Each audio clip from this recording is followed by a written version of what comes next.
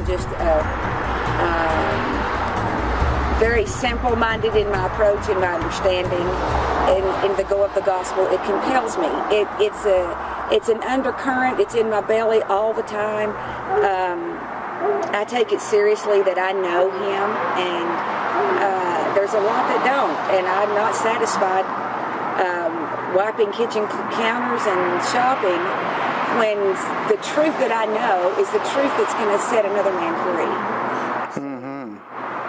That's why I go. And in that going, I've heard you've seen a lot of signs that God is manifesting, that God is there in power. Can you talk a little bit about that? Yes, he immediately began to show up with healings, which actually opened the doors to get into some of the tribes and some of the cults that I've gained access to.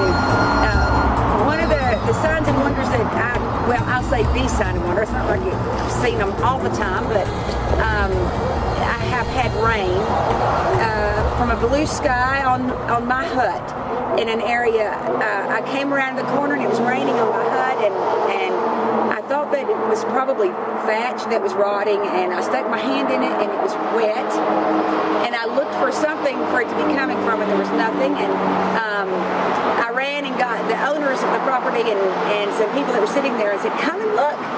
And they didn't believe what I was having to tell them, but they came and they saw it. And you could stick your hand in the rain, and you could pull your hand out of the rain. And it was, why he did that for me, I don't know, except that it was an encouraging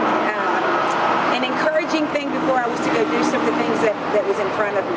Mm-hmm. But it was truly magnificent. What would you say is the most miraculous part of your trips?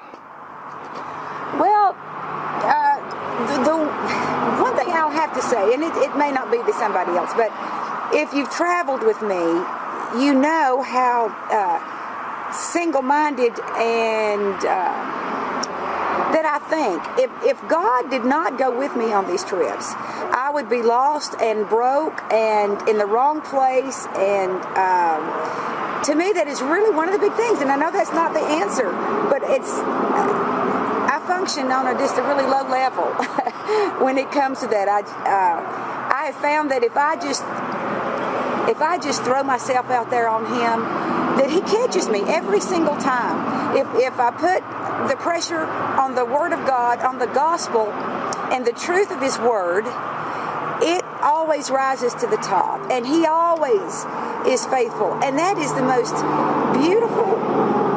It's just beautiful when you're out and you just put the pressure on the gospel and the truth of His Word. You just do, and He just does it. It's so simple. We try to make it so big and so fancy, and I can't make it big and fancy. It's just Him performing His Word, and He always does, is all that I know to say. He always does. And what's the greatest joy that you experience out there in the field? I thought when I remember when I was we left, this one major miracle had happened in this pagan custom village, and a young man's leg was healed. It was miraculous, and it happened in front of the chief, and it was just awesome. And a deaf man got his hearing restored, and as we were leaving, we were walking, and I was rejoicing, but I was rejoicing in that. But in that, I realized, you think that once if things start happening, you start seeing the truth of the gospel, and you start seeing the signs and the wonders and the miracles and the healings, and you start seeing that would be the greatest thing, but it's not. The greatest thing is union with Him. The greatest thing is that He's in me and I'm in Him, and the greatest thing to me is being aware of His presence and being. I rejoice over those things, but I more greatly rejoice in the fact that He's with me and that He delights in me, and He's my joy. The signs and the wonders and the miracles, I enjoy that, but He is my joy. So, and the very last trip was to reach the Yakel tribe that I've been trying very desperately to get to, and I was received very warmly.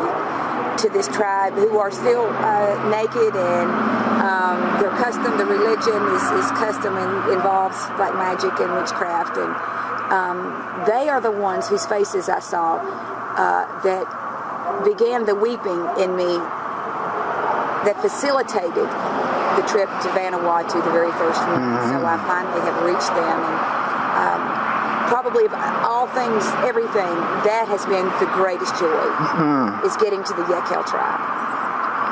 And what do you think it is that seems to have granted you unprecedented access to some of the cults and some of these custom inner circles? The only thing that I can say is that it's the miracles people are hearing about, the miracles, the healings, particular, they're hearing about it, and because it is certainly not me, and I am not impressive, and I don't think that people are impressed with me, and I'm really glad, but they hear that the Lord is healing people. He's healing the custom, the cults, and the Christians. But as usual, is the norm that I've heard and seen is that the unbelievers are getting healed the most and seeing the miraculous, and then they're coming as a result of that. So doors are being opened because His fame is being spread throughout, and what their custom religion or their cultish religion has been unable to heal or to cause deliverance to come for the people, Jesus is coming and is causing these things to come about. So they're hearing about it and they're opening doors. That's what's happening, because I'm there to love. I'm not there to impose my way, my culture upon theirs. I want to go and blend into their culture as much as is possible.